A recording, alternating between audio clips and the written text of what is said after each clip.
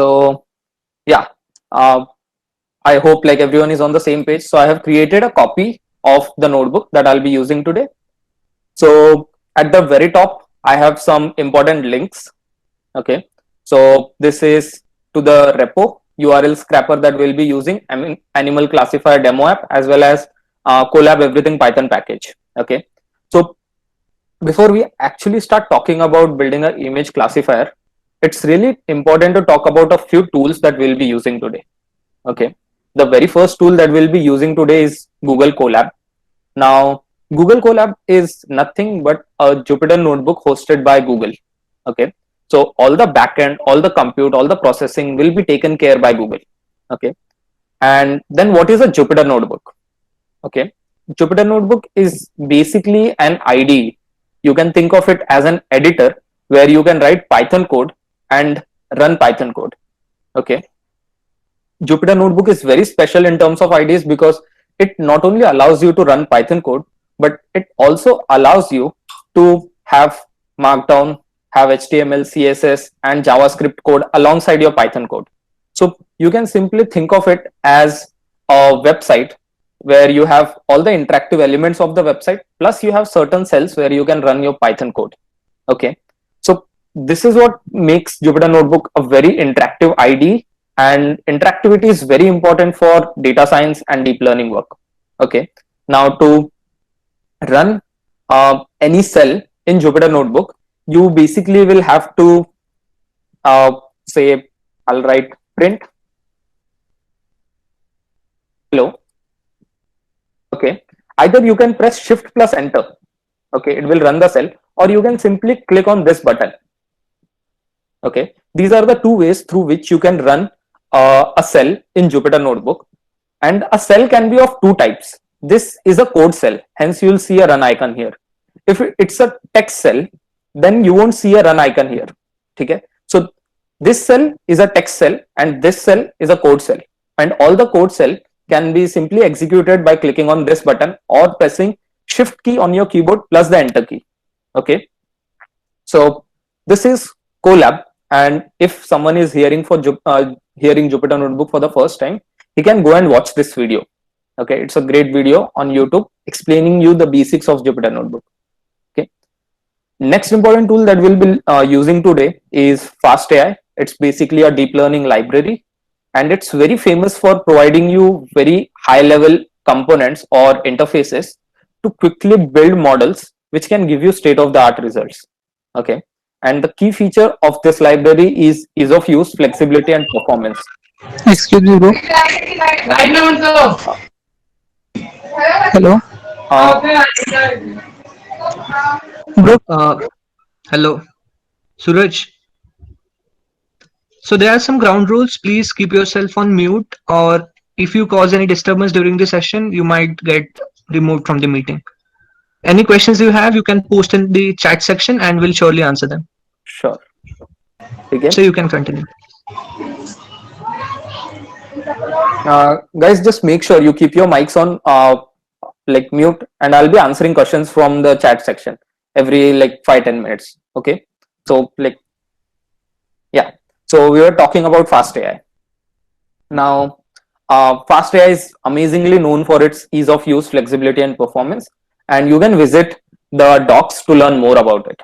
Okay, so these are the two tools or the major tools or libraries that we'll be using today. And next is the setup step. Okay, so first is make sure you are using GPUs. So to Colab basically offers you a small GPU for free, which can go on, which can give you a runtime session of 12 hours. Okay, it's not very powerful GPU, but it will do the job for us today. Okay, so you can simply make sure you're running using the GPU session.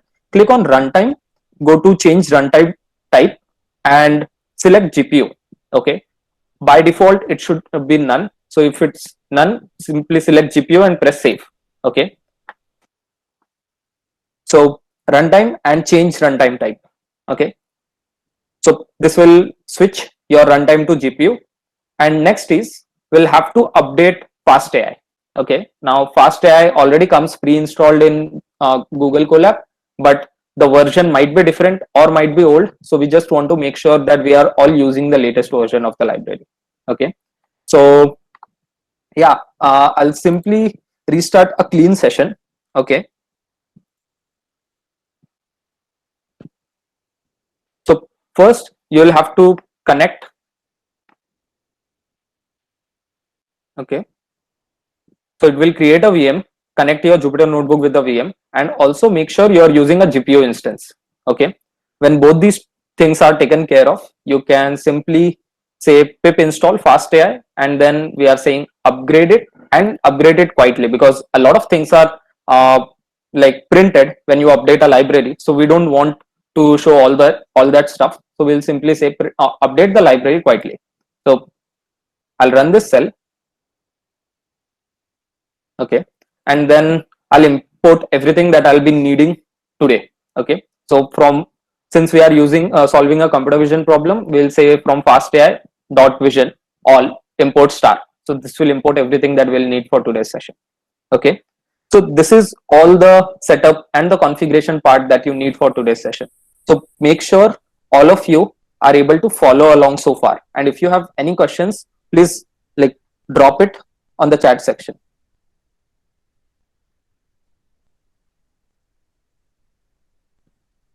Okay, so great. So the title of the talk is building state-of-the-art image classifier. Okay, now when it comes to building a image classifier, this is how the workflow looks like. Okay, first we need to have data in hand. So first we'll collect all our image URLs, then we'll download all the images from that particular URL, and then we'll verify all our images, because when you're downloading images from the net, due to some or the other reason, your images might get corrupted. Okay, even a single bit is misplaced, then you might get a corrupt image.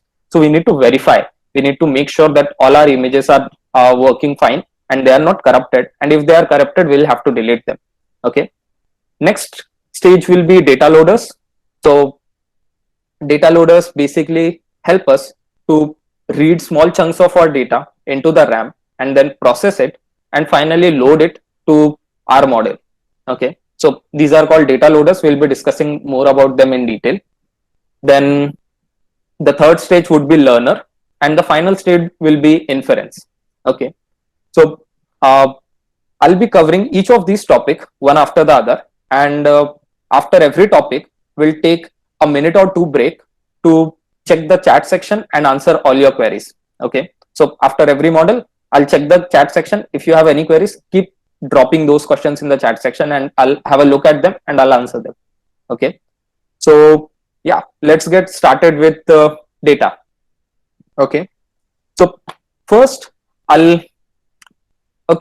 this is basically from a standard library from Python called pathlib.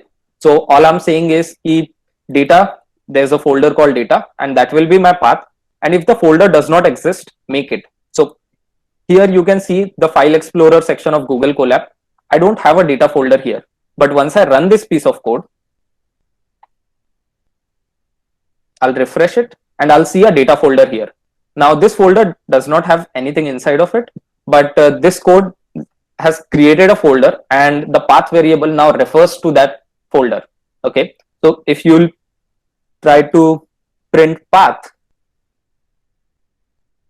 you'll say it's pointing to the data folder that we have created here. Okay, so this piece of code is only responsible for creating a data folder and then basically pointing to it.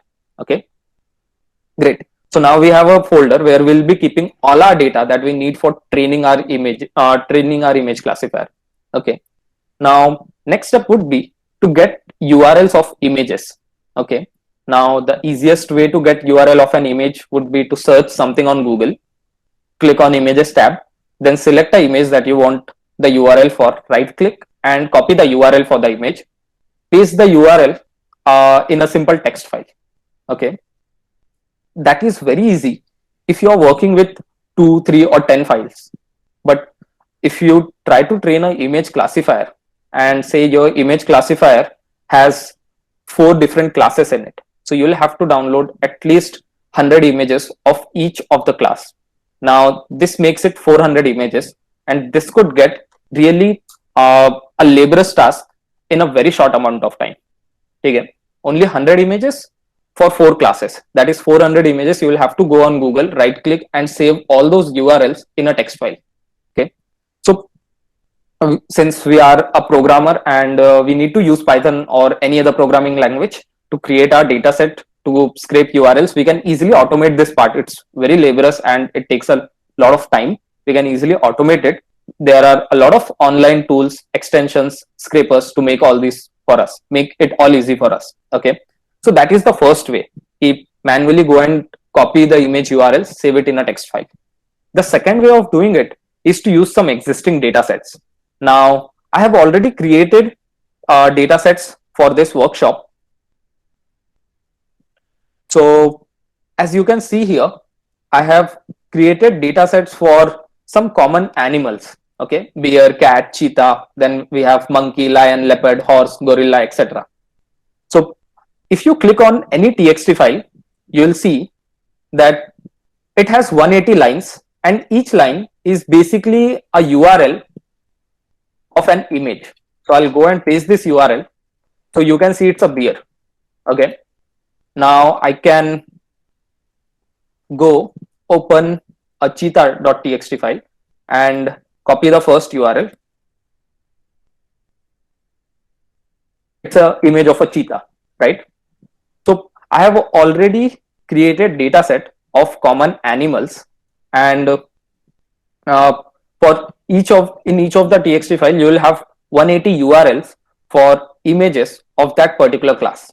Okay, so you can use these data sets to build a classifier, or you can build your own custom data sets.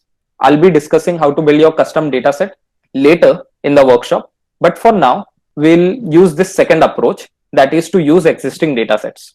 Okay, the third approach is to use image URL scraper, but we'll be discussing about it later in the workshop. Okay, so you all can basically click on this link and say this is all the data sets we have. So what I'll do is I'll click on bear.txt. Okay, and then I'll click on raw. Once you click on raw, you can simply right click and save this file in your laptop as a txt file. Okay, and then you will have to come here and upload it here, okay, using this button.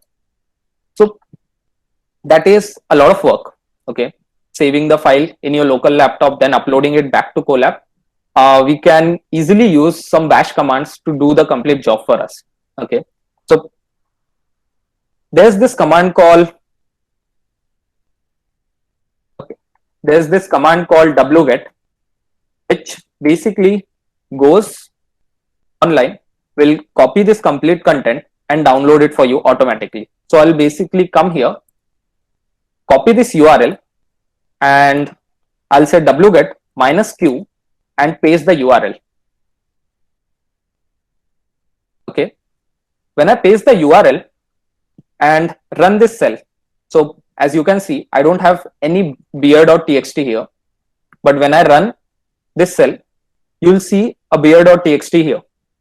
Okay, so it has visited this URL, copied all the content and saved it in our Colab environment. Now if you click on it, you will see the same URLs.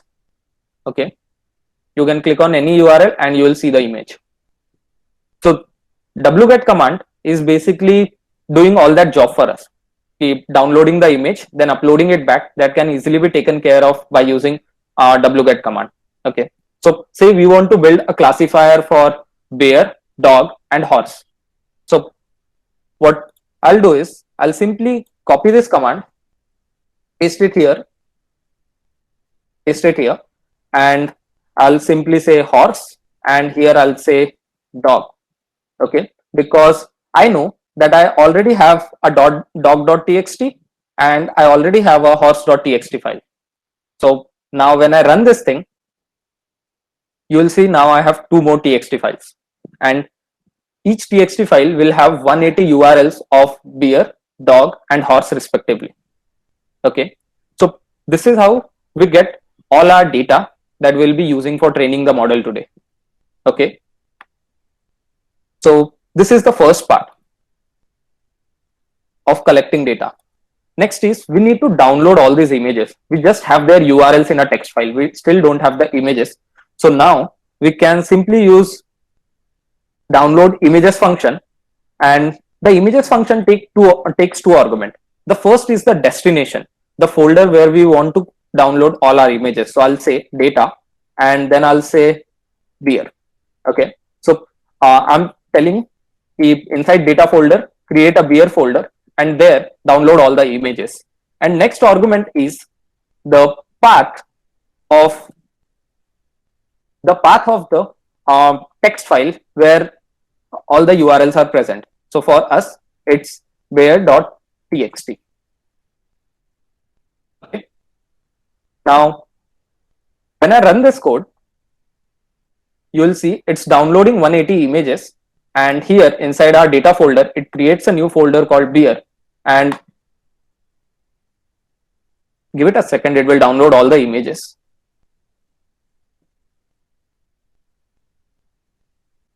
Okay.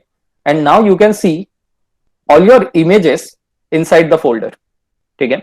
Now we have downloaded 180 images, right? So you should see 179 because it's zero indexed. It's starting from 00. So that means it has downloaded all the images. Now we can do the same and download our horse images as well.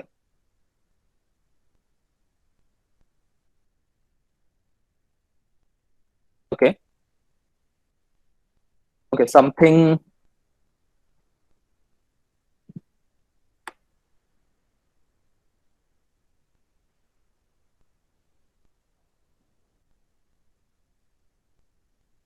Okay. Okay. So we'll also download our horse images, and we'll also download our dog images.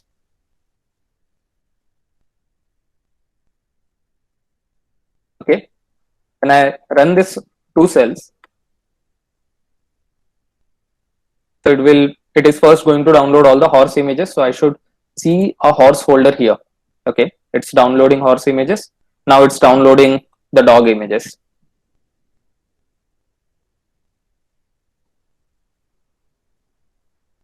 Okay. So you can see all three new folders and with 180 images of each class.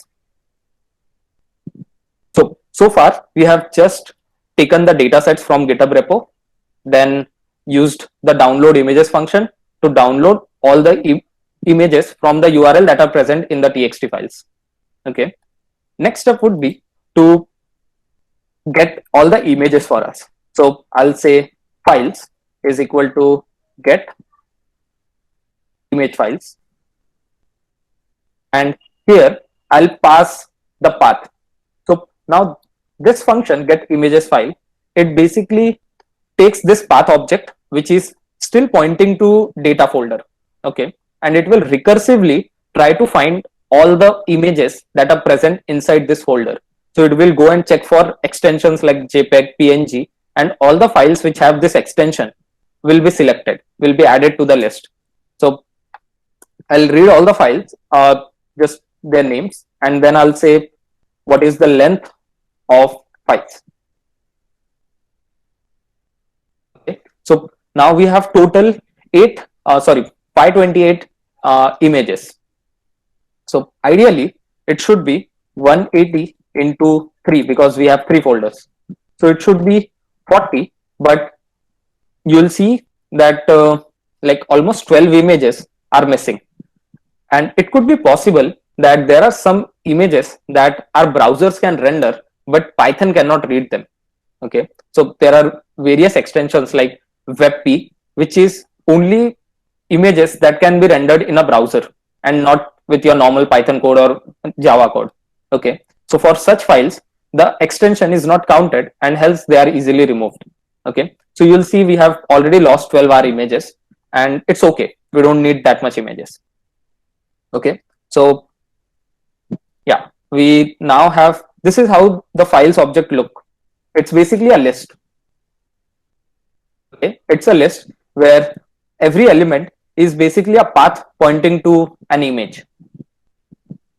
Okay, so and we have 528 such elements inside the list. Now next thing that we'll do is we'll verify all our images.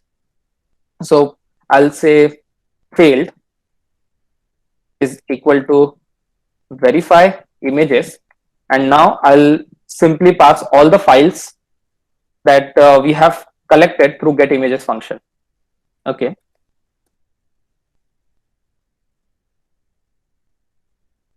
so it will go through all the 528 images and verify each of them one by one. Now it has come up with 5 images which basically are corrupted. So what this verify function will do is it will try to read the image. It will try to read the image, and if it is unable to read it, that means it's a corrupted file and there's an error while reading it. So it will basically add the name to the list. Okay, so these are all the corrupted file names that our verify images function has found. So now we can simply delete all these corrupted images. So I'll say failed dot map, and then I'll say path dot unlink. Okay, now this command will basically take each element and delete them from the data set that we have. Okay, so it has deleted all of them.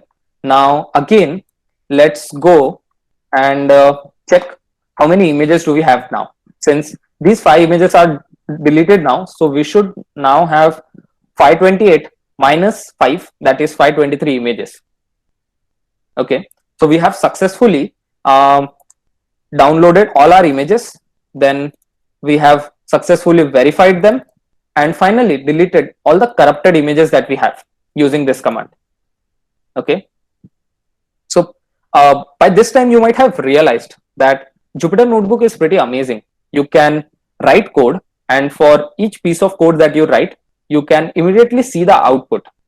Okay, this will make it very easy to verify your code, and you can change it immediately. When you are using a Python script or say Java or C, you will have to write the complete code. The complete code has to be working. Then you compile it, and then you run the object file. That is a lot of wait period or a lot of waste of time in between. You really want your IDE or your tool to be interactive when you are working with data science, because you never know beforehand. You have to look at the intermediate output to write the next piece of code. Okay, so Jupyter Notebooks are pretty amazing in this aspect because it's highly interactive. Not just interactivity, it also offers you many good features like looking at the docs then and there itself. So we used verify function here, right? So you can simply say verify images and question mark. By double question mark, when you run this cell, it will give you the source code in the IDE itself.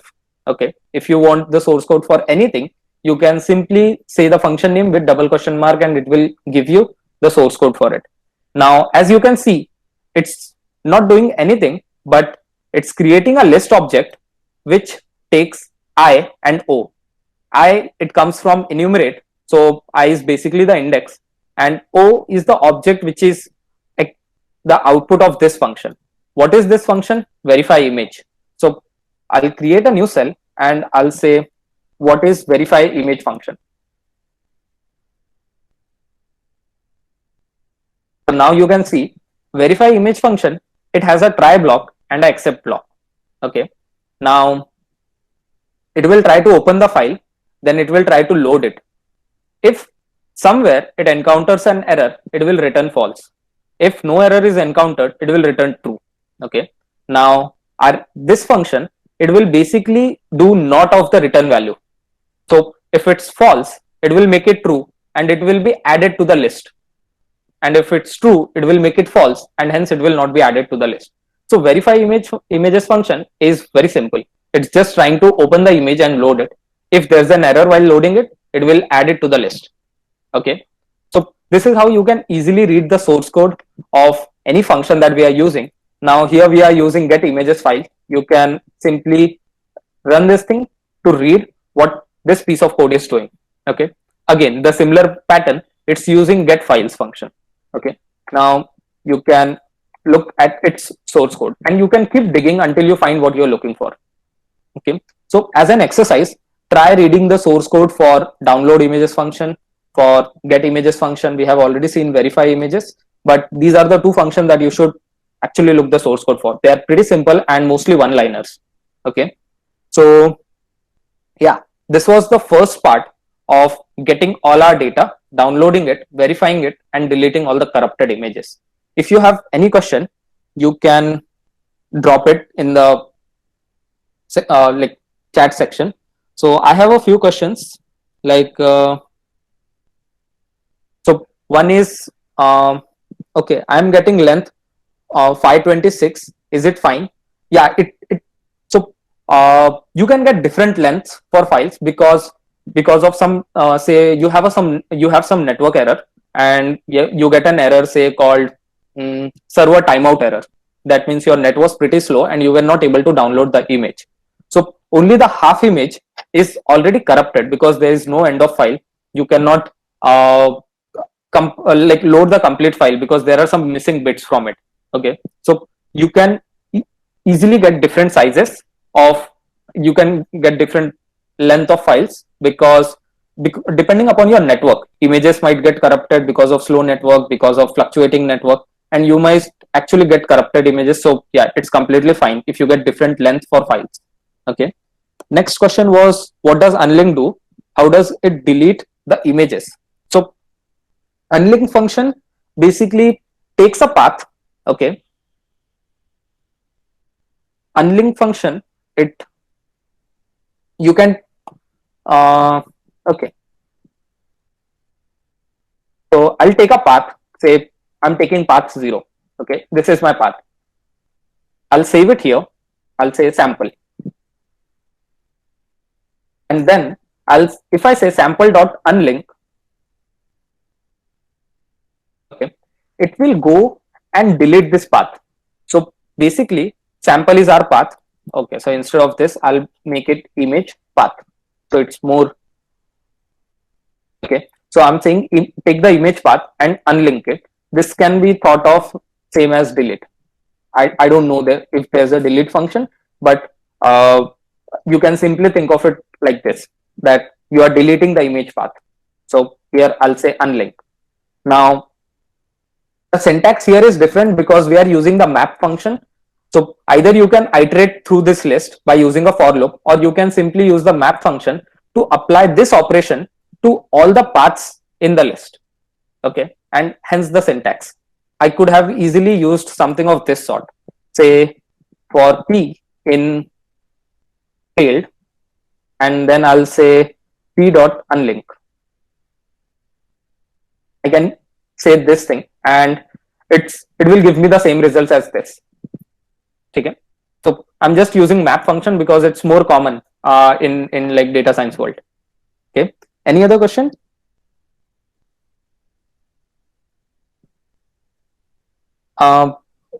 Yes, so unlink is not pointing to the data. Okay, there's one question, how image URL scraper works. We'll be discussing more about it in the like later half of the workshop. Okay, great. So let's move to the second part of building a classifier.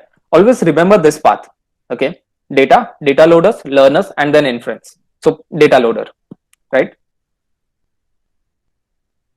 Okay, so now when you're working with deep learning, usually the data set is pretty huge, and it's not possible to load your complete data at once in the memory or in the RAM. Okay, sometimes the data is so huge that you will have to train your model for days. Okay, so data sets are really huge, and because of this we always try to load small batches of our data into the RAM, then process them, and then feed it to our deep learning model. Okay, so data loader allows us, data loader is any piece of Python code. It can be a Python function or it can be a Python object, okay, which does this job for us. Does, like when I say data loader, it basically, like the name itself is self-explanatory. It will load the data from the RAM, process it, and then load it again into the model. Okay, it will feed the loaded data as an input to the model. Okay, and we are doing this because the data sets can be really huge and we cannot load the complete data set at once.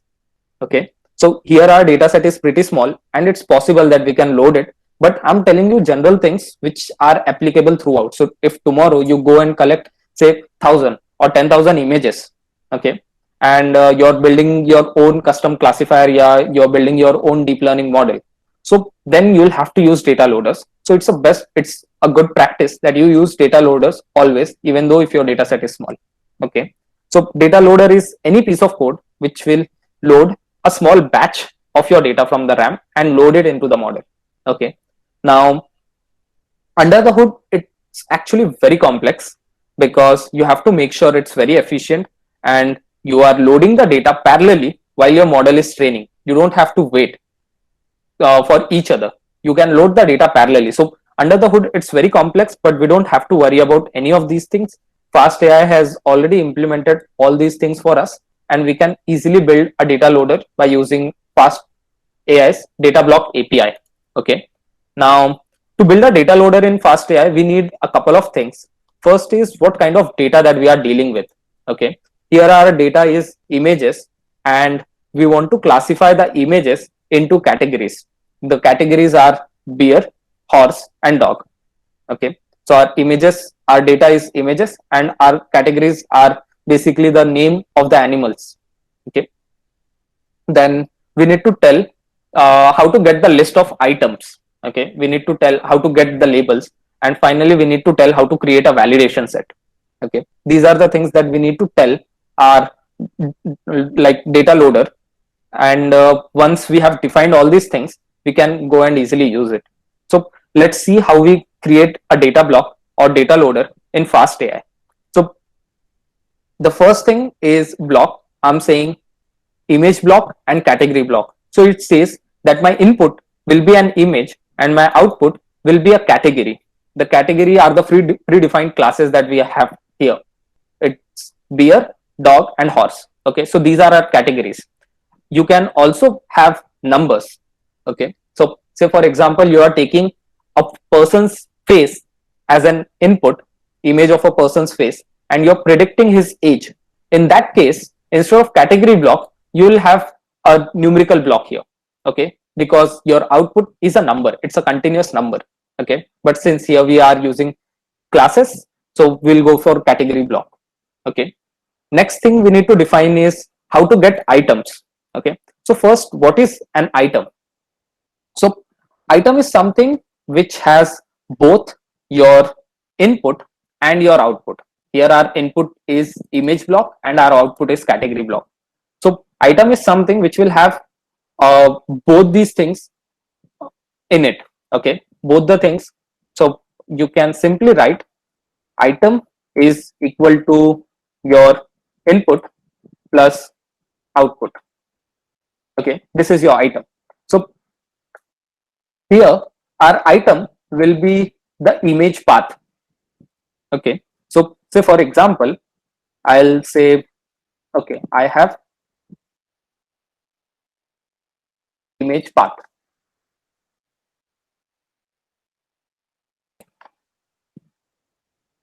Files, and I'll say 0. Okay, so say this is the image path that we have. Now from this we can easily load our image.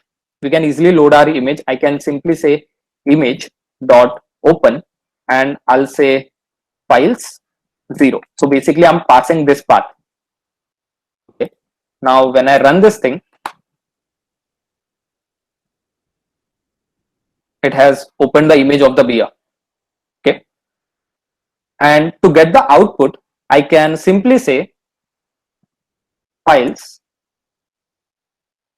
dot, okay, I'll select the first part, I'll first convert it into a string, then I'll say dot split, and I'll split based on these slashes.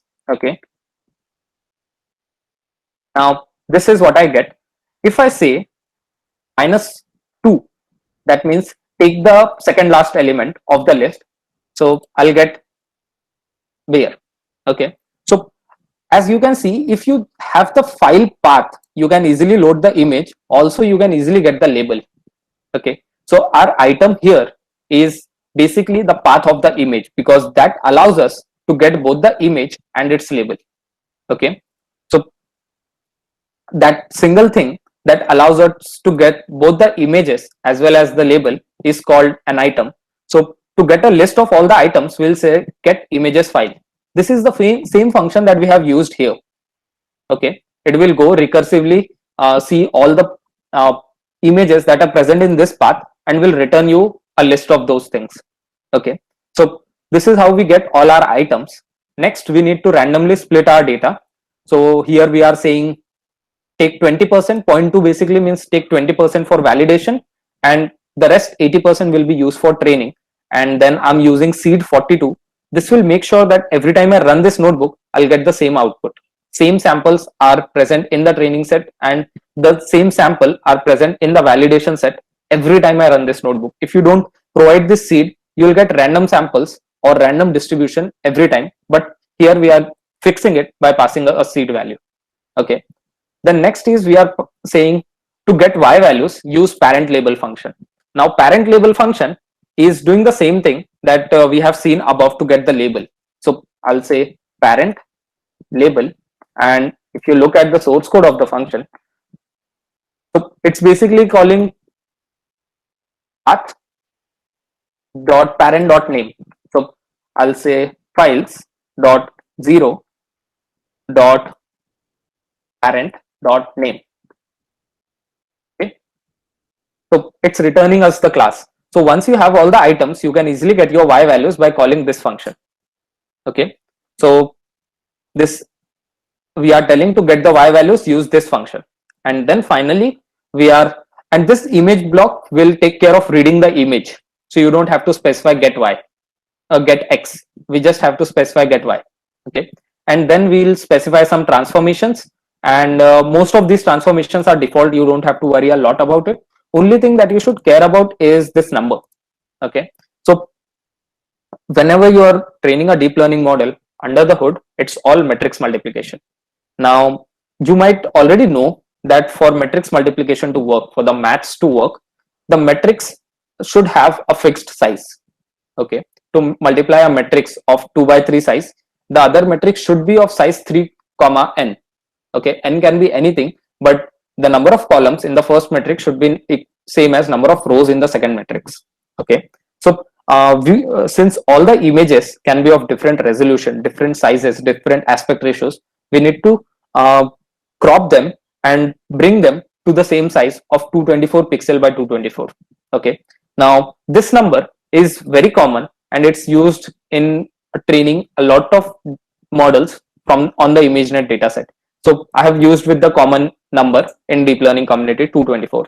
Okay, so everything that I've discussed, every line of code is discussed in detail here. So even when you're home or when you're building your own project, you can go through this thing and try to understand everything that we have discussed so far. So I'll run this piece of code, and now, okay, your animals, it's this variable. Okay, this is basically a blueprint. Okay, this is basically a blueprint and it is not executing anything. We have just told how to get the items, how to get the labels, how to split our data, what transform to apply. We have just defined. It's basically a template. It's not doing anything. Okay, it will only execute when we say animals.data loaders and pass a path to it. Okay, now when we pass a path, our path is still pointing to this data folder. So it will go inside all the data folder, use this function to get all the images, and then use this function to extract the labels, use this function to split our data, and use this function to read the images. Okay, so everything happens when you execute this piece of code, animals.data loaders, and then pass the path. Okay, so I'll execute this piece of code.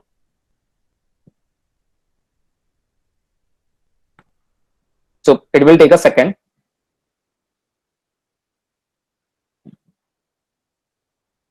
Okay, and now this, I'm calling it DLS.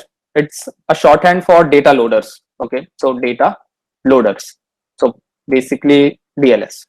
Okay, now data loader, as we have already seen, it's something which will load small batches of your data and transform them, process them, and then finally feed it as an input to your deep learning model. Okay, so by default, the batch size is 64. It will read 64 images at once, randomly shuffle them, and then apply all the transformations, extract all the labels, and then feed those labels to our deep learning model. Okay, so data loaders will have two types of data loaders. One is trained data loader, and the other is valid data loader. Okay, so you can select any data loader that you like and call show batch on it. So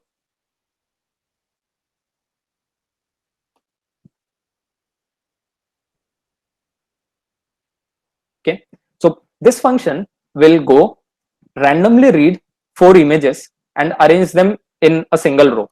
If you don't know these terms, you can simply ignore them and run it again. It will use the default values. Okay, so default value is return 9 images and 3 rows. Okay, so you'll see this is a good place to check whether your data loader is working correctly or not. You'll see it's an image of a bear and the label is also a bear. It's an image of a dog and like it's the label is dog and image of a dog, horse and a image of a horse. Okay, so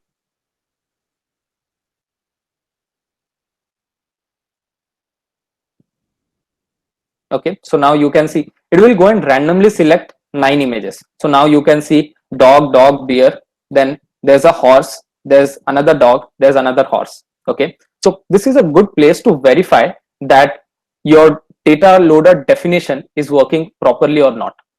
Okay, and you can also see all your images are of the same size. Okay, it's automatically taken care by this random resized crop 224 and min scale 0.5. Okay, so you can immediately see this is the images and the labels that will be fed as an input to your model. Okay, so this is the first point or the first place where you should look at your input before feeding it to the model.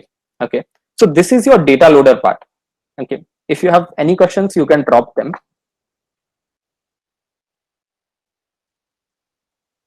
Your prediction is what algorithm? Okay, so we are not predicting anything. These labels are extracted by using this get parent function. Okay, we are using this parent label function to extract these labels from the image path. So if you look at any image, if you look at any path, if I say 10, I can easily tell it's a beer because this is how I organized it. All the beer images are present inside this folder. If it's say 110, I can again say it's a beer, but if it's 210, I can say it's a horse by looking at the name. So these labels are not predicted, but these labels are basically extracted from the names of the path. Okay, so learn.predict, we'll be discussing it next. Okay, so anyone has any doubts until data loaders?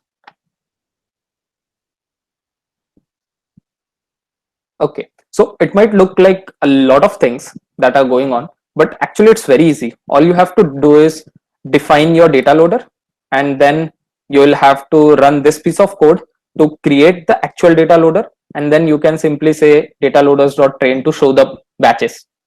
Okay, so it's basically 2 lines of code, 1 line to define, 1 line to create, and third line to actually look at the output. Okay, it's just 3 lines of code.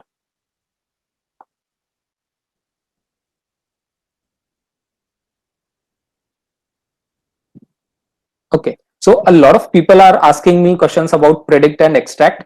We have yet not discussed it. We'll be discussing it. But if you have any questions particular to data loaders for now, you can post them.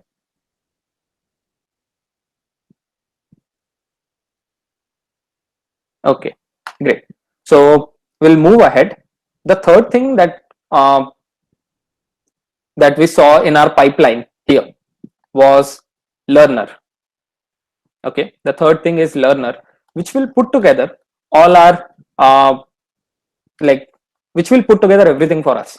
So it will take our data loaders, which will load all the images. It will take the model that we'll be using, and it will take the metric that we want to keep track of. Okay, so then I'll say create a CNN learner, and then I'll say, okay, let's run this piece of code, and then we'll discuss, because it will take a couple of minutes to train. Okay, so yeah, it's working.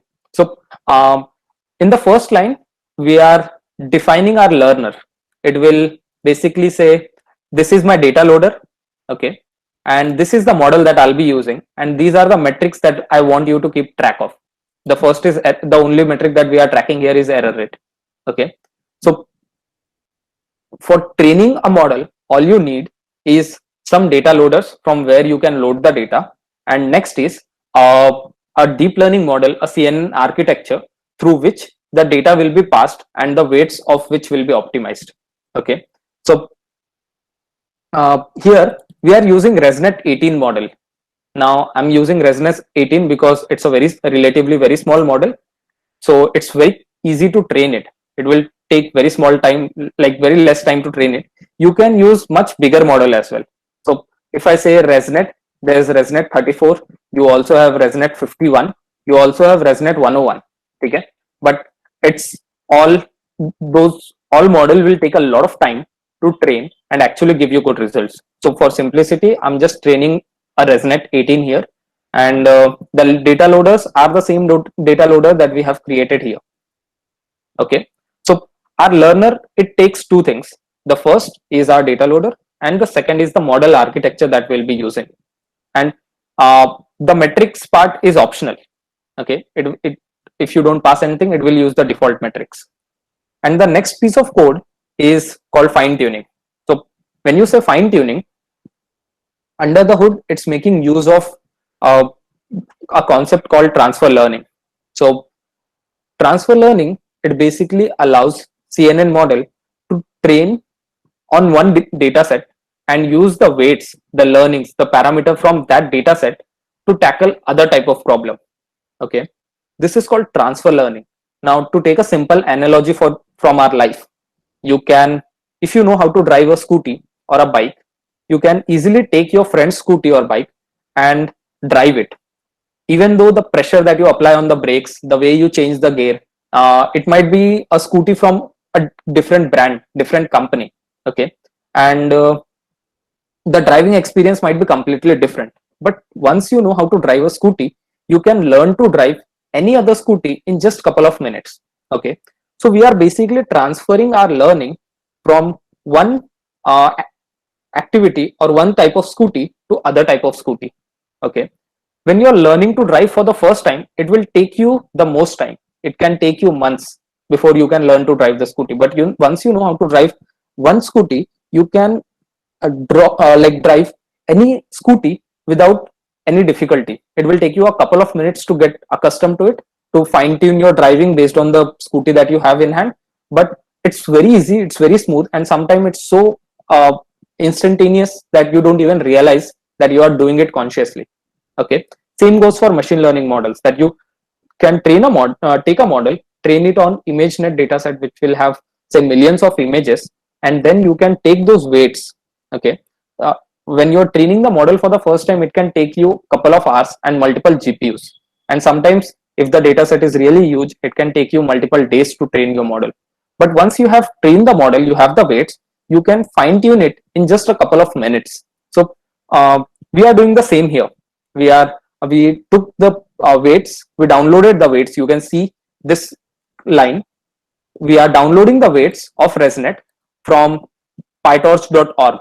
Okay, so we are downloading the ImageNet weights. It's basically 44 MBs, and then we are fine tuning it for 3 epochs. You can see our error rate is already 0.05, which is basically 1 minus accuracy is basically 1 minus error rate. So your accuracy is already 99.95.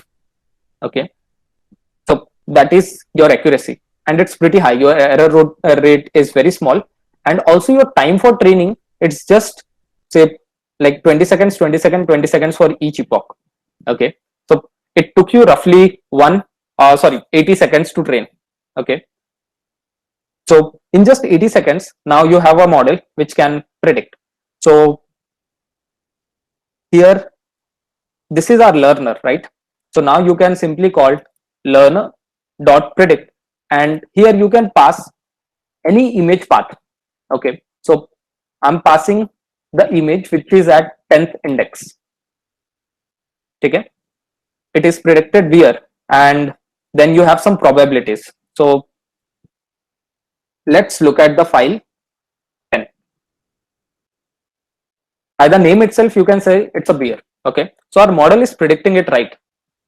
Now you can also look at the probabilities. The probability for being a beer is really high. The probability for other two classes is very small. And how do I know this class is for beer? Because it says tensor 0, which basically represents the index. You can also look at dls.vocab. So this is the order. When you say see 0 here, it means it's for beer. When you see 1 here, it's for dog. And when you see 2 here, it's for horse. So probability for being horse is very low, probability for being a dog is very low, and probability for being a bear is very high. So our model is performing really good, right? And when you say learn.predict, it returns you 3 values. The first is the category, second is the index, and the third is the probability for each of the class. Okay, now if you want to see multiple results at once, you can, instead of saying learner.predict, you can simply say learn.show result, and this will go and randomly take some images and show it to you. So this show result is same as show batch that we have used here during the data loaders. Okay, so it's not exactly same, but it is meant for the same functionality. So you can see when our predicted as well as the actual value both are the same, you will get green color. Okay, and when our predicted value and the actual class is different, we'll get red color. So it's easy to identify immediately that our model has predicted it a horse, but actually it's a dog. Okay, but here it's good, this is also a dog, bear, horse. So our model is doing pretty good. Out of 9 images, it has just classified 1. Okay, so yeah, like this should tell us that our like model is very accurate, and like in just 80 seconds of training, we have a model which can easily classify dogs, bears, and horses for us. Okay, so this is the learner part. This is again very small, like 2 lines of code, 1 line of code for defining, 1 line of code for training, and then you can use .predict function to predict something, and you can use show batch, show results function to show the results, like multiple samples at once.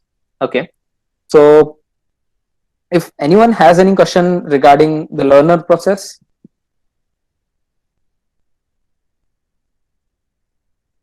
Okay, so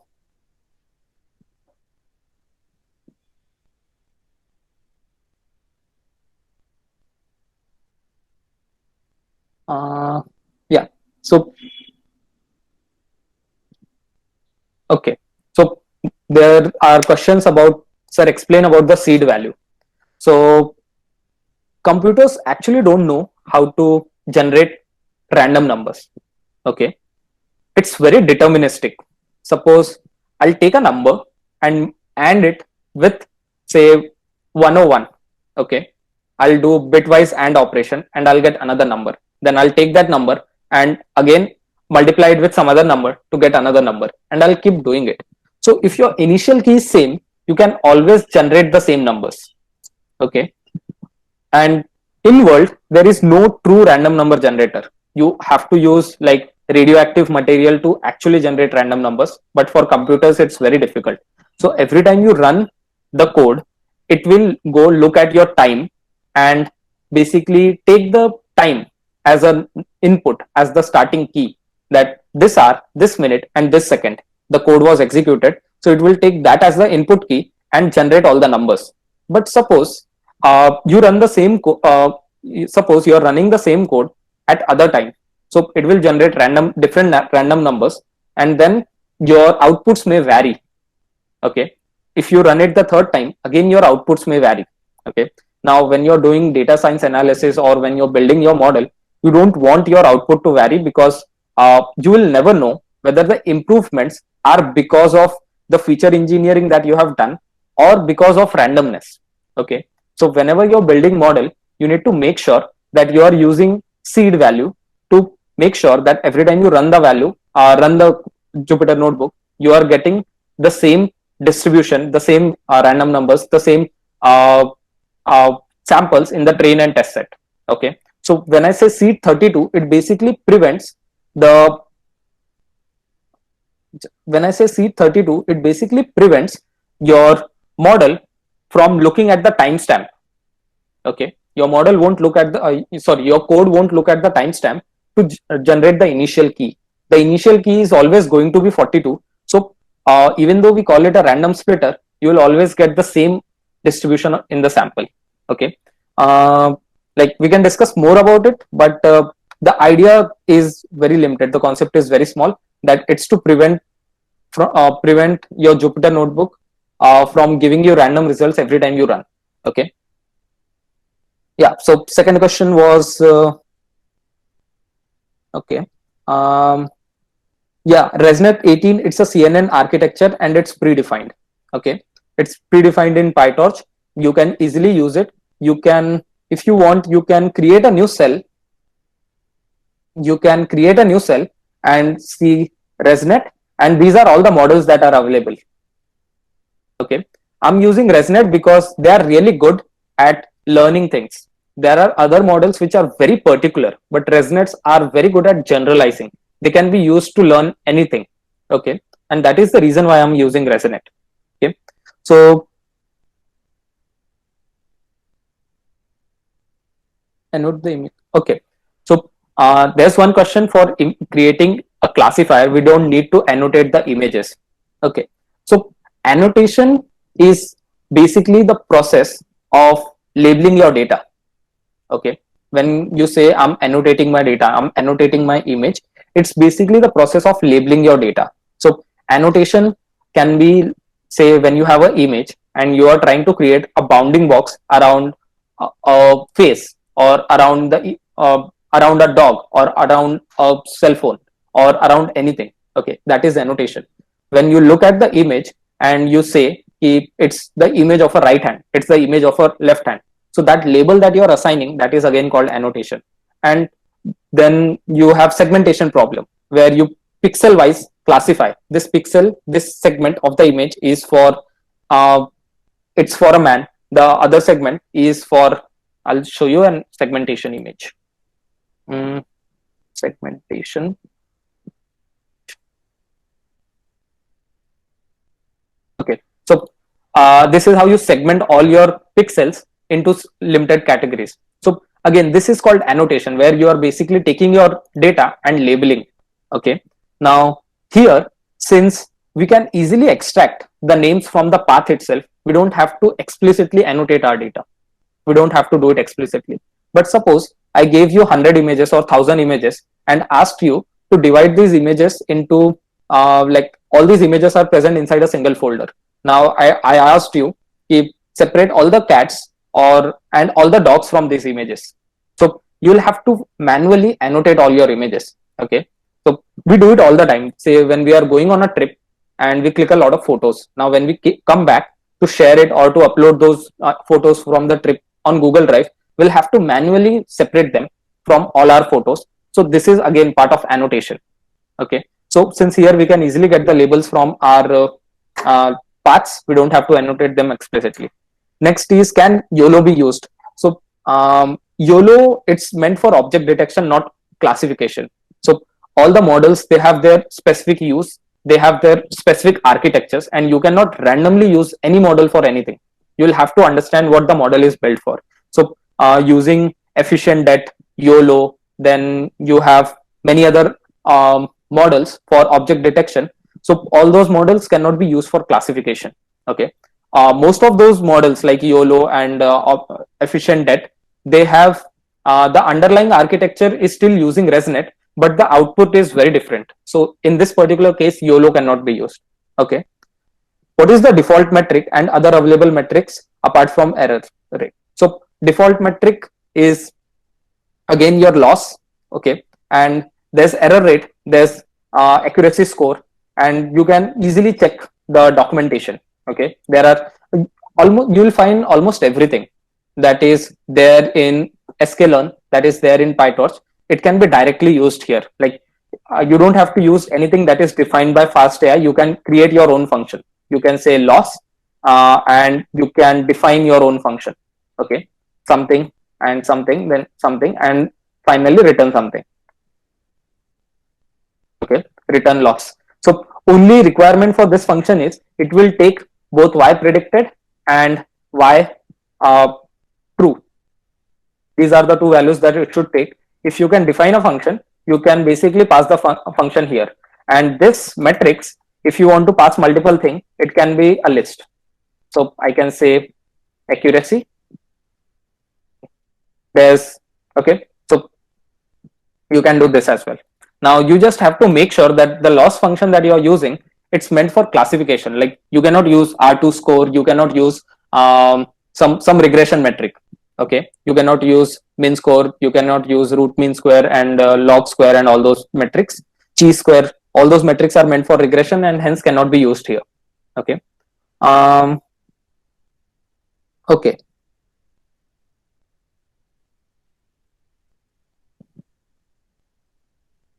Okay. So fine. There's a question: can it accept indices like for learn for these indices listed only? Sorry, I don't understand the question. But here you cannot pass indices because like if the question is can we pass indices to learner, no you cannot, because the data has to come from data loader, because you're not directly passing your images. You'll have to load them, process them, and do all the augmentation, resize them, and then bundle all your 64 images in a single matrix and pass it for training. So you cannot directly pass indices here to the learner. Okay. And next is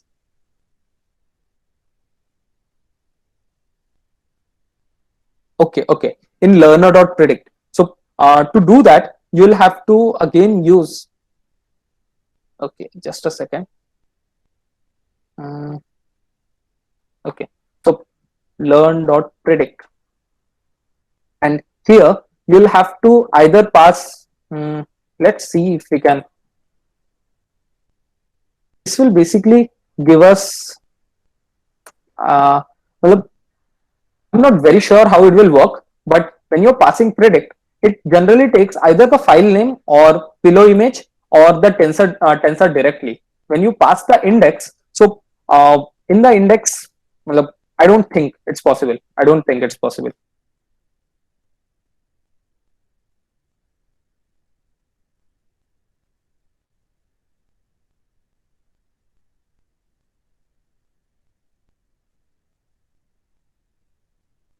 So you're on mute.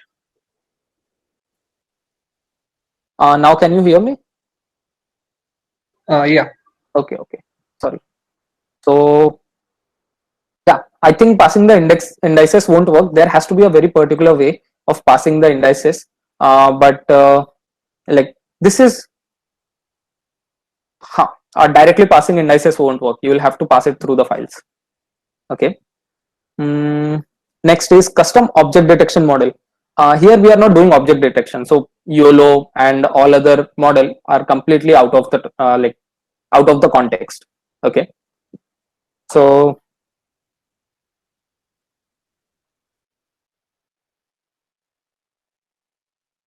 okay. So yeah, now you'll see there are a lot of moving parts. Like there's a lot going on, and you might have realized it in no time it became very complex, but actually it's pretty easy, right?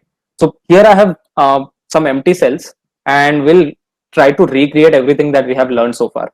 So first was to get our data, right? So if you have these txt files. If you don't have these txt files, you can simply use wget minus q and paste the path. Okay, so I'll simply okay, so I have pasted the path. This will download all the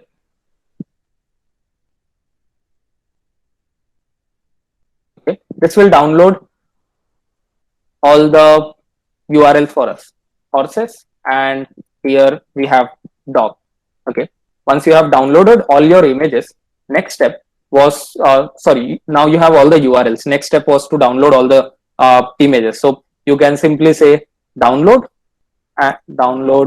images and pass data dot here slash path, and here you can say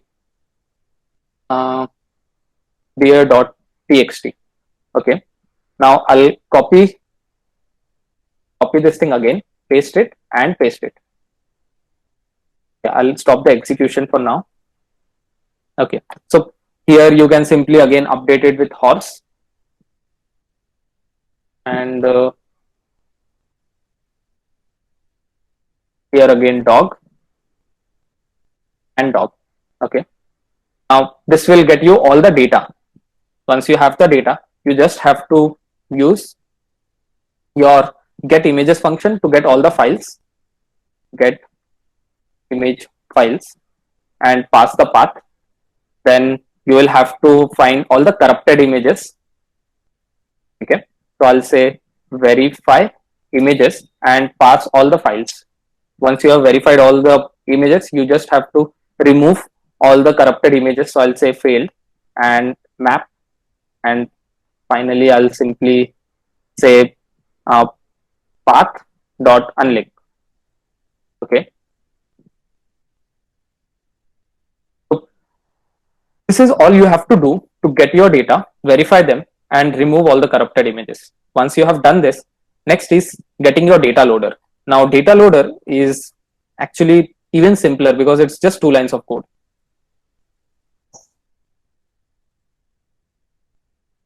So you can first initialize your data loader.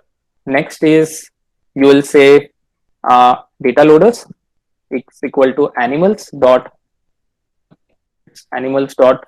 data loaders, and here I'll pass the path. Okay, once you have done this, so you have your data loaders in place. Next is to get your CNN learner. So I'll say learn is equal to CNN learner, and here I'll pass my data loaders. Next was my ResNet model.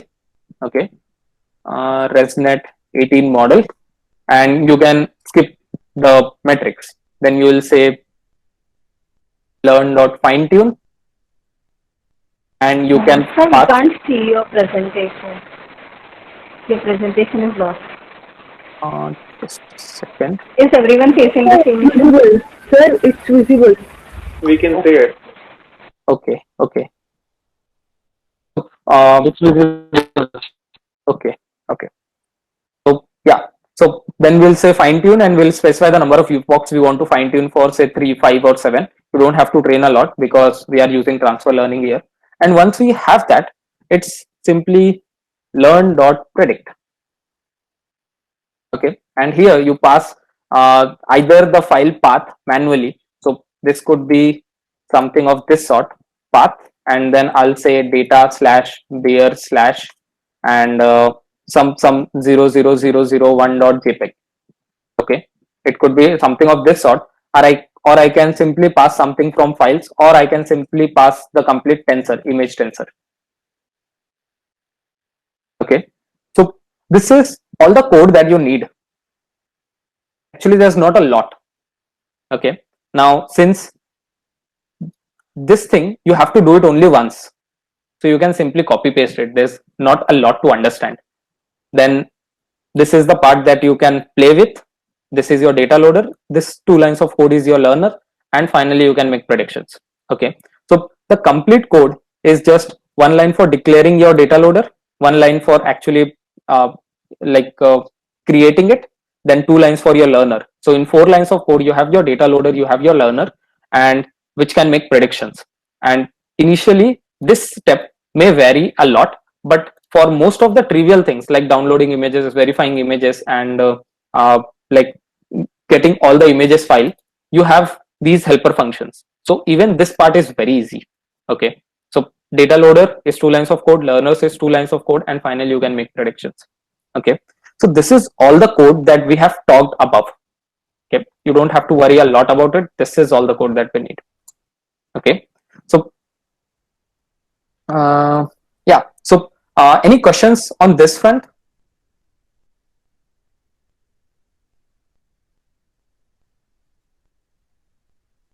Okay, great. So now we have collected all our data, we have created our data loaders, and then we have trained our model.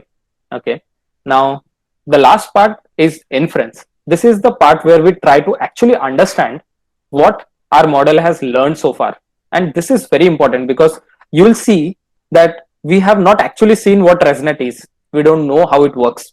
We have only seen these images as the output. We don't know how our data loader is actually working. Okay, so we don't know a lot of internals, and it's very abstract as of now. Okay, there are a lot of moving parts that we are still not aware of, and it's very abstract. So it's difficult to get your head around, and it's difficult to say what your model is learning so far. Okay, so inference is the stage where we try to understand that. So we'll be using 2 tools for inference. The first is confusion metrics. So okay, the first is confusion metrics, and the second will be top loss. So we'll look at them one by one. So confusion metrics. Now many of you might already know, but some of you might not be aware of it. So I'll explain it to you. So all the rows are basically 3 classes.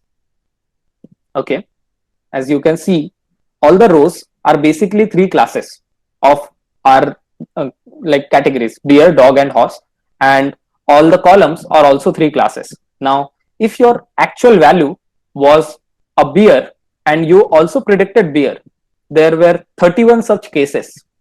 There was one case where actual class was horse, but you predicted it beer. Okay, so this is how you read your confusion metrics. Ideally, we want all the non-diagonal elements to be 0. We don't want any class to be misclassified.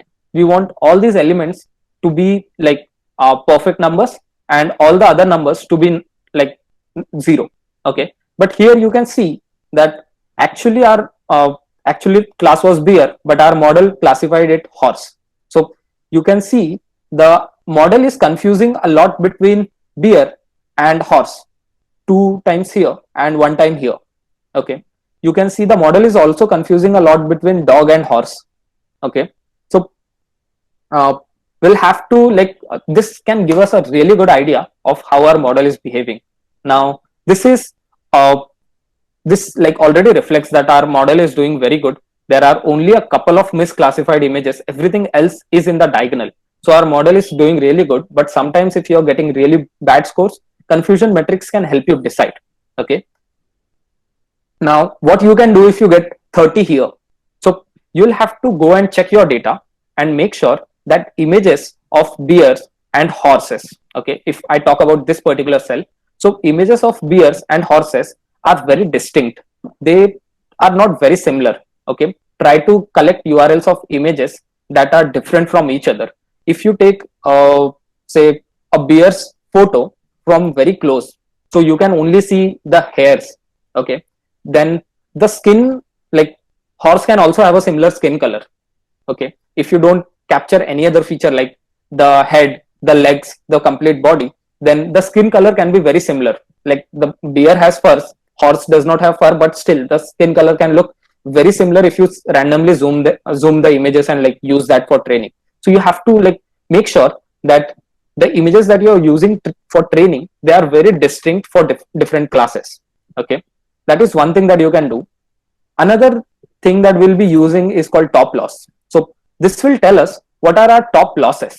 Okay, so our predicted value is horse, but the real class was dog. Okay, and our loss is this, and our probability was very strong. So this is our top loss because our model thought that it's a horse with very strong probability.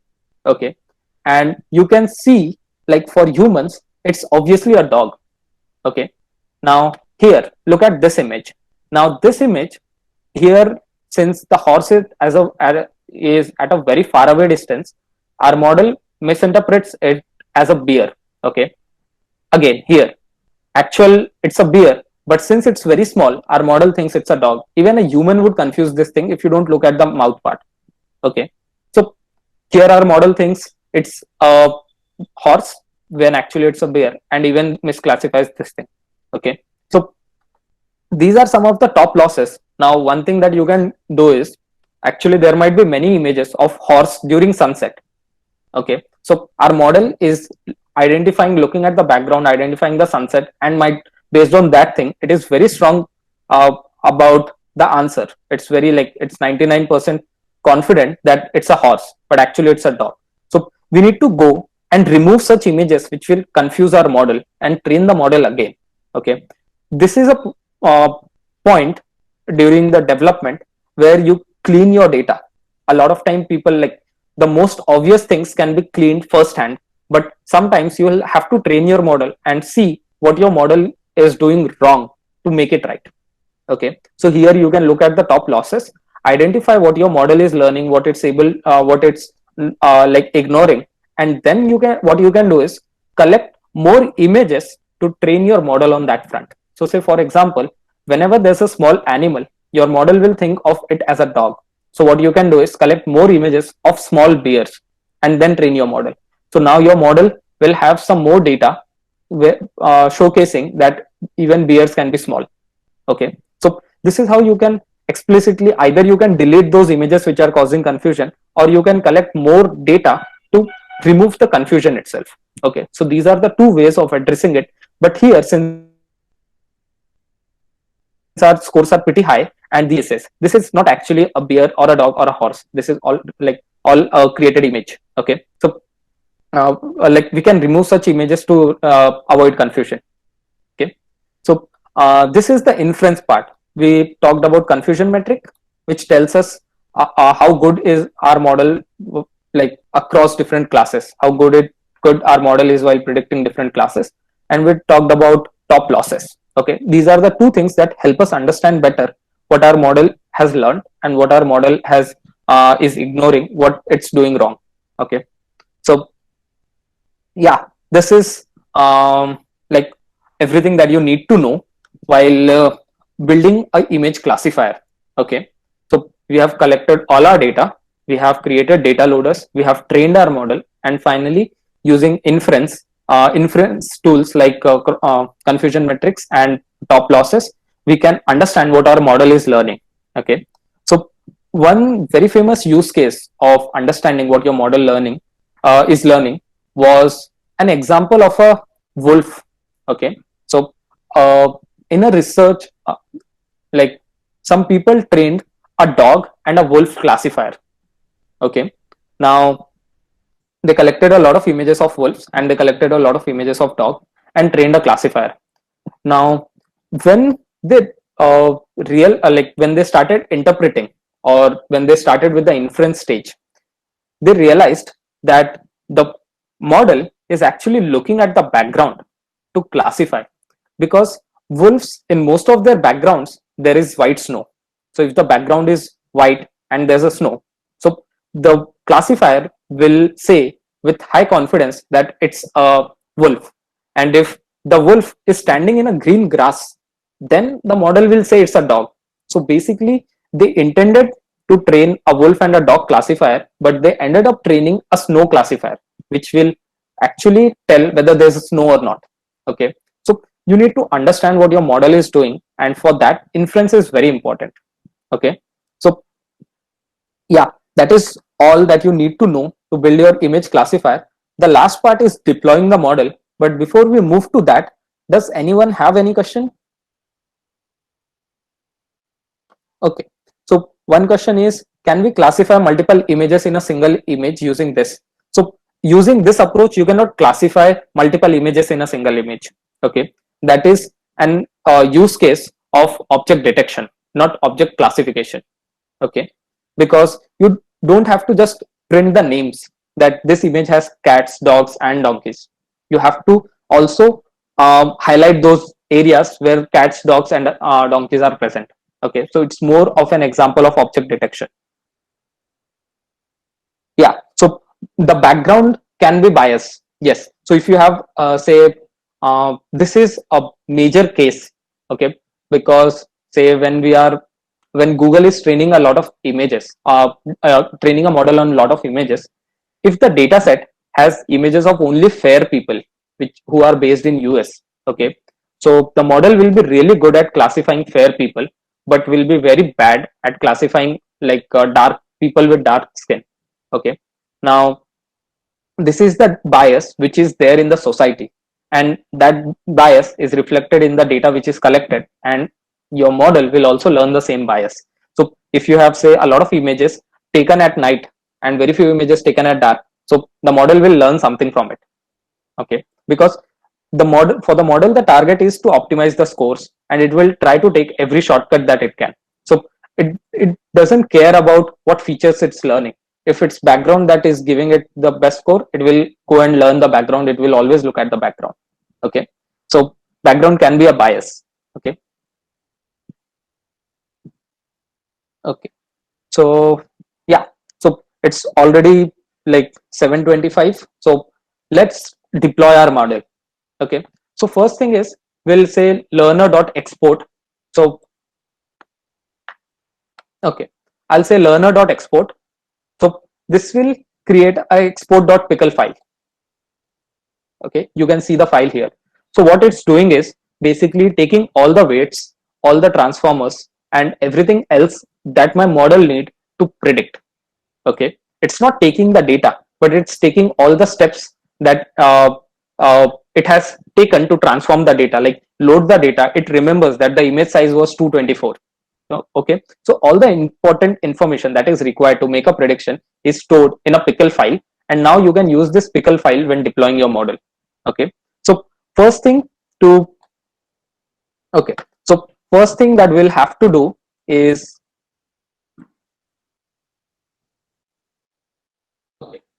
first thing that we'll do is install Streamlit. Now this application allows us to make web apps. Now it's not meant for full-fledged web development using Python. It's mostly focused towards helping data scientists to quickly make POCs. Okay, so we'll use Streamlit to make a web app. Okay, so I'm again using Quiet to print only the important things.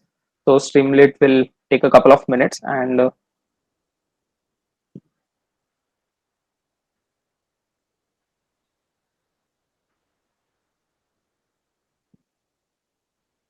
okay, so now we have like Streamlit installed in our laptop, sorry, in our Colab environment. Next thing that we'll do is, if you actually look at this repo, I have already created an app. We'll see what goes inside the app, but for now we'll directly use the app. So this is 26 lines of code that you need. So I'll simply say raw, and I'll copy the URL from here. Okay, I'll come here and I'll paste it here. So this is the same URL. Okay, so I'm saying wget and get this content. So it will go download all the data from this and create a app.py in my working directory here. Okay, so as you can see, there's no app.py. When I run this cell, okay, you can see there's a app.py file. Okay, so now since we have the app, this is how you run a Streamlit app. Now Streamlit as app has to be run as from command line. So in Colab, to run shell commands, you will have to use exclamation. This indicates, or this tells Colab that we are going to run bash command. Okay, so I'll say Streamlit run app.py. Okay, but now when you run this thing, it will give you a couple of URLs, but these URLs are not accessible to the external world. Okay, it will take a lot of time, but it won't load. Okay, so the reason for this is the Streamlit, it will create a local server and your app is hosted locally. But Colab, it basically makes a VM. Okay. And that VM, the local host of that VM is not accessible to the external world. Okay. These URLs are for the VM if you are using it internally. But since we are using Colab, we cannot directly access the local host.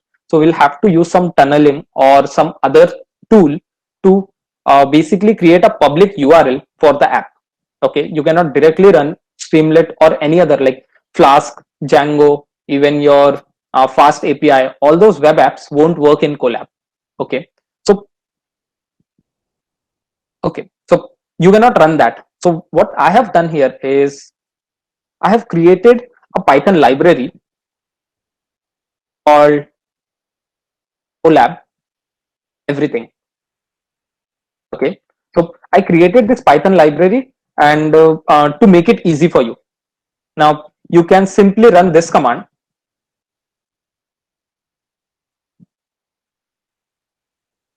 Okay, you can simply go and run this command.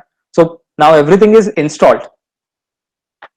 Now you can say from Colab everything, which is this library, import Colab Streamlit, because we are running a Streamlit app. If you are running Flask, you can simply say Colab Flask. If you are running like a Fast API app, you can simply say Colab Fast API. So since it's a Streamlit app, I'll say Colab Streamlit and I'll run this thing. Okay.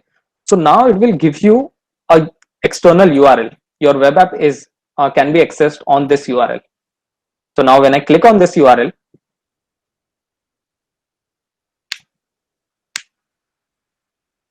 okay, this is the app that we have created. Now you can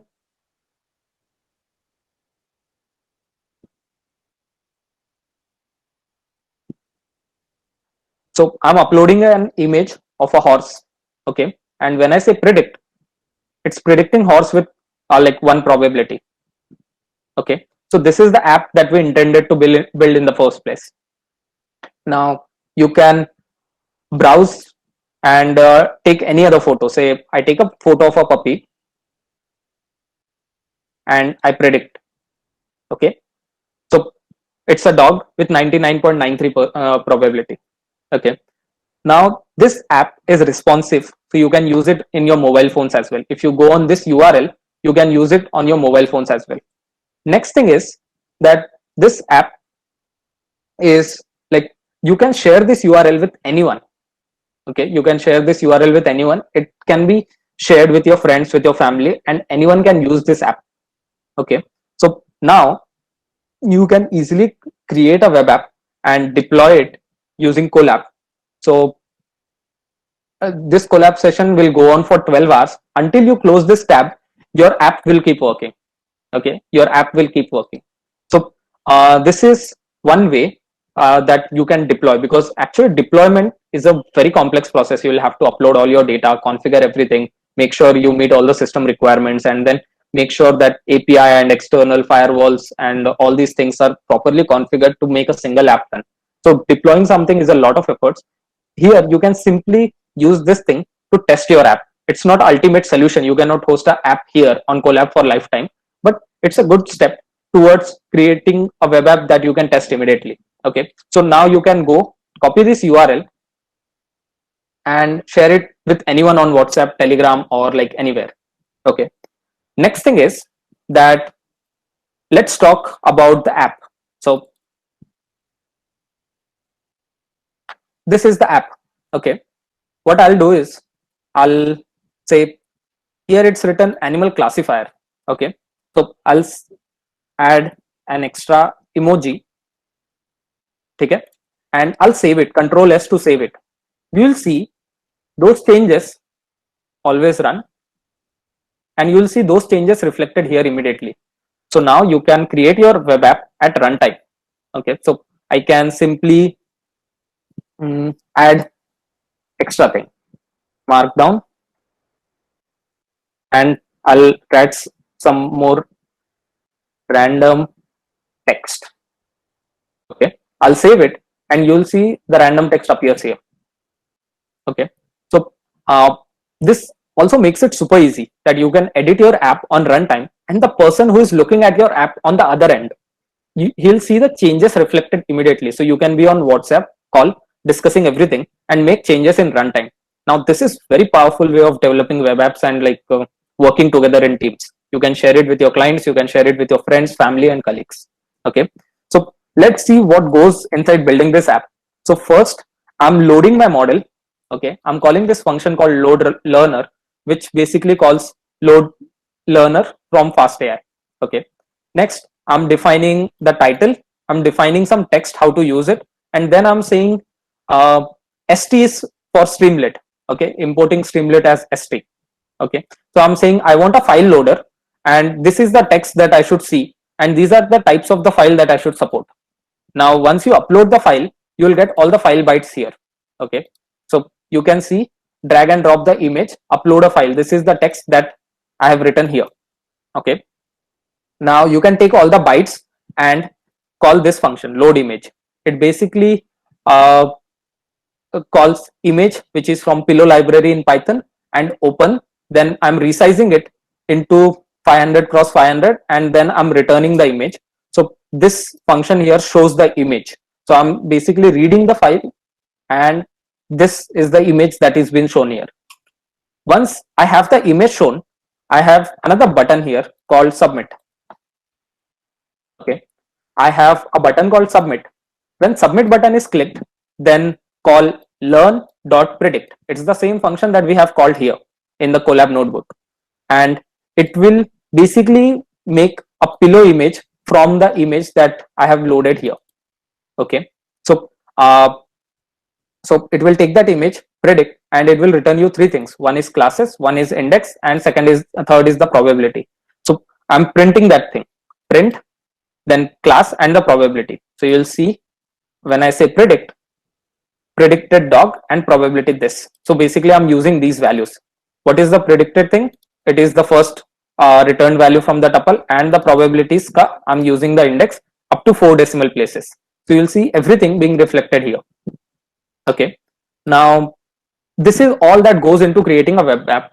Streamlit is very easy to use. Don't try to understand everything at one go. Okay, but spend some time to learn it. Okay, so this is how now you can edit your app and see everything that goes into it. It's not very complex. It's very easy to understand and very intuitive. So this is how you can create a web app and share it with your friends and colleagues. Okay, I have already created, so I'll stop this web app for now. Okay, once you stop this now, this thing will show connecting, and then it will give you an error after some time. Okay, so I have already created this, deployed it permanently. So you can go and use this web app here. Okay, I can browse, I can select image of a horse and say predict. Okay, this web app has been deployed permanently here in this URL. So this URL is already here. Okay, image animal classifier demo app.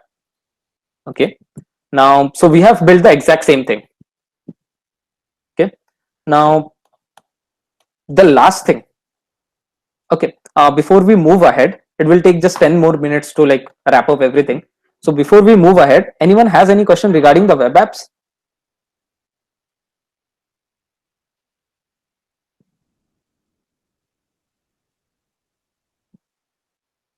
Okay, so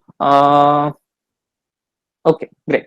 So making a web app is not very difficult. All you have to do is export your model, then install Streamlit, and you can also say pip install Colab everywhere. Sorry, Colab everything. Okay, and I'll again use quiet. Okay, you can install these two packages. Once you have this thing, you can basically get the app from the GitHub repo, and you can then run this command to run the app and create a public URL for the app. Okay, which can be accessed by anyone across the globe. Now, if you want to make changes to your app, you can directly double click on this thing, and suppose tomorrow you go and make a classifier not for horse not an animal classifier, but say a beer classifier. Now someone who's a huge fan, he can go collect images of a lot of different brands of beer, and you can make a beer classifier here. Okay, and once, instead of classifying these things, you can say some beer A, beer 1, beer 2, beer 3, like this, and simply save this thing, and the changes will be automatically reflected in your web app. Okay, once you're done with all of it, you can simply go, click here, download your export.pickle file, and also download your app.py file. Okay, and then you can try to look for a permanent solution to deploy your model. Okay, so again, it's not a lot of code, just 2 libraries you have to install, get the app.py file, and then 2 lines of code. One is import and the other is doing everything else. Okay, so this is all you need to do to deploy your web app. Okay, now towards the very end, these are some use cases that I found really interesting, and the ones which are highlighted, these are the use cases where people were able to get state of the art results using the same approach. Okay, so Devanagari character classification, that is one task where the person got state of the art result using the same workflow. Deep fashion is another data set where the person got state of the art result. A person went ahead and collected a lot of images of hotels and hostel rooms and classified them. A huge fan of Messi, he basically created a Messi classifier because there are many football players who look similar to Messi. Okay, you can also create a currency classifier like Indian rupees and American dollars. Okay, you can create an X-ray classifier whether you have broken bones or not. Okay, so these are all the things that you can create using the same approach. Now about how you create your custom data set. So okay, here's the link to image URL scrapper. Now I have created this web app for making it easy to scrap images. Okay, suppose you want to scrap images, first thing you have to do is go on Google and search for say hostel. Okay, yeah, for any word that you like. So these are some room images, images of some hostel rooms. Okay, so I'm certain ki, okay, I want these images, so I can come here and I can say hostel here, and I'll say I want this. Through this web app you can only download 99 images at max, so I'll say I want 99 images, and then I'll say get URL. So now it will go scrap all the URLs and give you a hostel.txt file which you can download. So I'll download it. Okay, once I have downloaded this image, I can simply come and upload it here. Okay, I can simply upload hostels.txt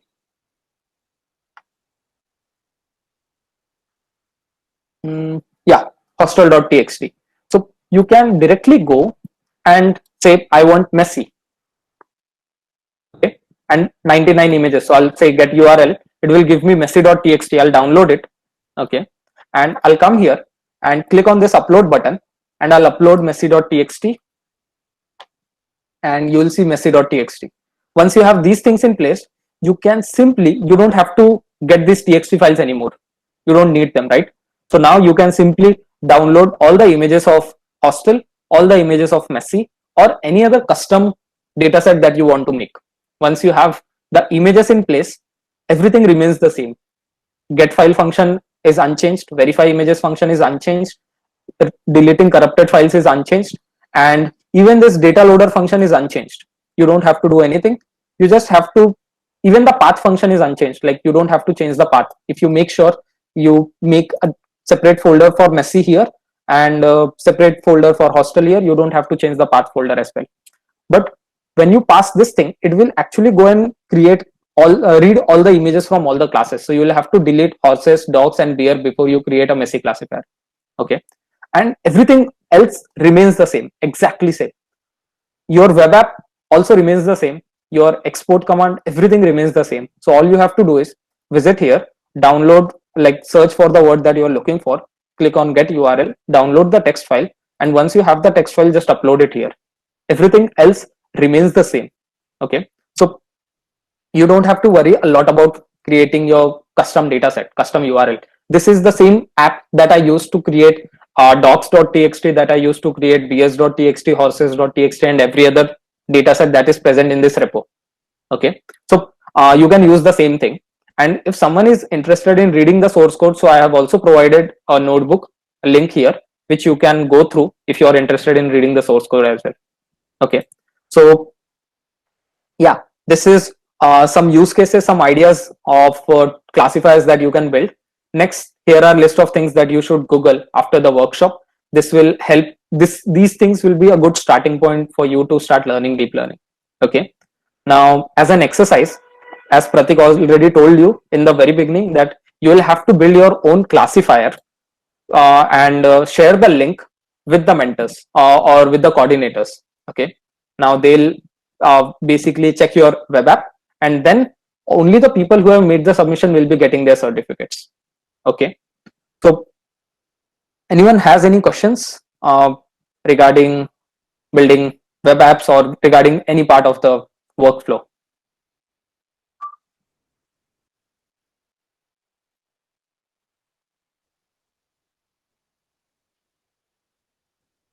Okay, so there's one question about what is the deadline for submission. Mostly you'll have to talk with the coordinators. Yes, sir. So basically, deadline would be like consider 5 days from today. So we'll mail you the link for submission. You'll have to upload the IPython notebook and we'll check it. And if that goes correctly, if that executes well and you have built it exactly the same, but just make sure you don't submit this notebook itself. You have to make changes. At least change the class. At least use some different images, not the horse and dogs. And once it is successful, we'll mail you the certificates. And I'm sharing one link. This is the feedback form for the event. Please fill it as soon as possible. Okay, okay. So Kindly create a copy of this Colab notebook. yes, so this is how you can So, create a copy. Download a copy and then do the changes. Like you can click here. You can Thank you either so much. download the IPY file or you can create a copy and save it in Drive. Okay, so you can like directly go on file and create a copy and build your own model. Okay. You'll have to create okay, there's a question about creating only the classifier or complete web app. So you'll be sharing the IPYNB notebook, okay, with the coordinators. So it should have everything. Okay, they cannot check the web app because as soon as you like close this tab, the web app